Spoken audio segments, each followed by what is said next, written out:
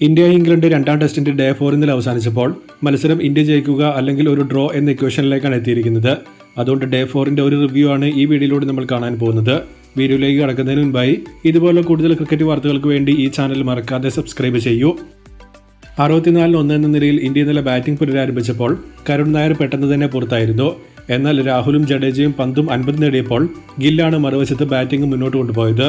ഗിൽ സെഞ്ചുറിയും കടന്ന് 150 എത്തിയതോടെ ഒരു ടെസ്റ്റ് മാച്ചിൽ ഡബിൾ സെഞ്ചുറിയും 150യും നേടുന്ന ആദ്യ പ്ലെയർ എന്ന അപൂർവ നേട്ടം ടെസ്റ്റിൽ ഗിൽ തന്റെ പേരിലാക്കി. 1971 ശേഷം ഒരു ടെസ്റ്റിൽ ഡബിൾ സെഞ്ചുറിയും അടിക്കുന്ന ആദ്യ ഇന്ത്യൻ പ്ലെയറും ഗിൽ തന്നെയാണ്. ക്യാപ്റ്റൻസി എടുത്ത ശേഷം ഒരു ബാറ്റർ എന്ന നിലയിൽ ഗിൽ ഉത്തരവാദിത്വം ഏറ്റെടുക്കുന്നത് ഹൈലി ഇംപ്രസീവ് ആണ്. ഒടുവിൽ 427-ന് 6 എന്ന നിലയിലാണ് ഇന്ത്യ ഇന്നിംഗ്സ് ഡിക്ലെയർ ചെയ്തത്. ഇതോടെ ഇംഗ്ലണ്ടിന്റെ ടാർഗറ്റ് 608 മാറി. ഇന്ത്യയുടെ ഗെയിം പ്ലാൻ പന്ത് ഔട്ടായത് മുതൽ നൈസായിരുന്നു. കാരണം റൺസ് ആൻഡ് ഓവറിന്റെ അടിസ്ഥാനത്തിൽ ഇംഗ്ലണ്ടിനെ കംപ്ലീറ്റ് ആയി ഗെയിമിൽ നിന്ന് പുറത്തേക്ക് കളയാനാണ് ജഡേജ ഗിൽ ജോഡി നോക്കിയത്. പിച്ച് ഫ്ലാറ്റ് ആയതുകൊണ്ട് ആവശ്യത്തിലധികം സമയം ഇംഗ്ലണ്ടിന് ബാറ്റ് ചെയ്യാൻ ഇന്ത്യ കൊടുക്കുന്നില്ല എന്നത് ഇതുവഴി ഉറപ്പുവരുത്തി. ലാസ്റ്റ് ആയപ്പോൾ നല്ല ഫ്രസ്ട്രേഷനും ഇംഗ്ലണ്ടിന്റെ ഭാഗത്തുനിന്ന് കാണാൻ പറ്റുന്നുണ്ടായിരുന്നു. 600 ആയിട്ട് പോലും ഡിക്ലെയർ ചെയ്യാതെ വിക്കറ്റ് പോകുമ്പോഴും അടുത്തയാൾ ബാറ്റ് ചെയ്യാൻ വരികയായിരുന്നു. ഒടുവിൽ ഡ്രിങ്ക്സ് ആയപ്പോഴാണ് ഗിൽ ഡിക്ലെയർ ചെയ്തത്. സോ മൊത്തത്തിൽ ഇംഗ്ലണ്ട് ഈ ടാർഗറ്റ് ചേസ് ചെയ്യുക എന്ന ഇക്വേഷൻ കംപ്ലീറ്റ് ആയി ഇന്ത്യ കളഞ്ഞു.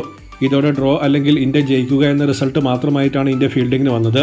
ഒപ്പം 108 ഓവർ ഉള്ളതുകൊണ്ട് 2 ന്യൂ ബോൾ എടുക്കാനും ഇന്ത്യക്ക് പറ്റും. മറുപടി ബാറ്റിംഗിൽ ക്രൗളിയെ സിറാജ് ഡക്കാക്കി മികച്ച സ്റ്റാർട്ട് ഇന്ത്യക്ക് കിട്ടിയപ്പോൾ അറ്റാക്ക് ചെയ്ത് തുടങ്ങിയ ഡക്കറ്റിനെ ആകാശ് ദീപ് മടക്കി.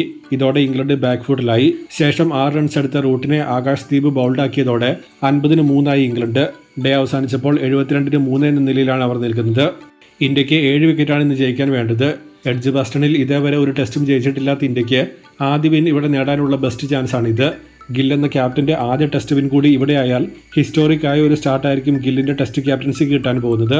ഓൾഡ് ബോളിൽ ബാറ്റിംഗ് ഈ ടെസ്റ്റിലുടനീളം ഈസി ആയിരുന്നു. സോ ഇന്ന് മോർണിംഗ് 2-3 വിക്കറ്റ് ഇന്ത്യക്ക് അത്യാവശ്യമാണ്.